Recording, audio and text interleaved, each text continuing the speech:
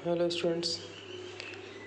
तो यहाँ पर हमें मेंडलीव की आधुनिक आवर्त सारणी और दीर्घाकार आवर्त सारणी में अंतर दिया गया है, जिसको क्षैतिज खाने, ऊर्ध्वाधर खाने और परमाणु क्रमांक आदि के आधार पर अंतर किया गया है। मेंडलीव की मूल आवर्त सारणी की उपयोगिता। तो नंबर 1, क्या उपयोगिता थी? तत्वों के गुणों के अध्ययन में सुविधा थी। दूसरी उपयोगिता थी सही परमाणु भार ज्ञात करना। मेंडलीव की आवर्त सारणी, जो मूल आवर्त सारणी थी, उससे सही तत्वों का सही परमाणु भार ज्ञात करने में सहायता मिलती थी। नए तत्वों की खोज में सुविधा। मेंडलीव ने अपनी मूल आवर्त सारणी में कुछ रिक्त स्थान छोड़ दिए थे। ये रिक्त स्थान उन अज्ञात तत्वों के लिए थे जिनकी उस समय तक खोज नहीं हुई थी, लेकिन इन अज्ञात तत्वों के परमाणु भारों और गुणों की भविष्यवाणी मेंडलीव ने पहले ही कर दी थी। मेंडलीव की मूल आवर्त सारणी के 2 दोष लिखिए।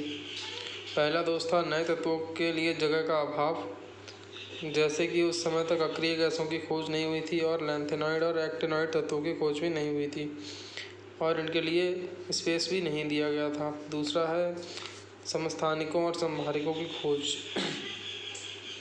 समस्थानिकों के गुण समान होते हैं जबकि संभारिकों के गुण भिन्न भिन्न होते हैं। इनकी खोज से यह स्पष्ट हो गया कि तत्वों का मूल लक्षण परमाणु क्रमांक होता है।